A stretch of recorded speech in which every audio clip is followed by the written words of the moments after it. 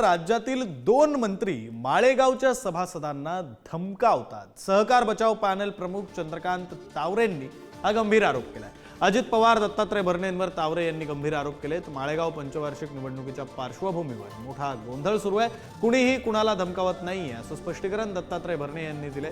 एखाद्याला प्रेमानं सांगणं म्हणजे धमकावणं होत नाही असंही दत्तात्रय भरणे यांनी म्हटले। आता जे दबाव टाकलं ते 2 मंत्री बारामतीमध्ये आहेत असं तुम्ही म्हणताय। एक तर दादा असतील पण दुसरे मंत्री कोण? कोण असणार आहे? आता तुम्हाला पत्रकाराला काय सांगायला पाहिजे का? त्याचे सहकारी आहेत तिथं बन्ने मामा, तेच बोलतायत।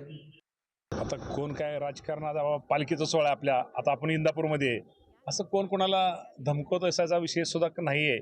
आणि धमकवायची काय कारण आहे? शेवटी सब एखाद्याला मदत केली, एखादा सहकार्य केलं आणि तो माझ्याकडे जर आला आणि त्याला जर आपण काय प्रेमाने गोष्ट ह्याला काय धमकवणं म्हणता येत नाही आणि कोण कोणाला धमकवलेलं नाही।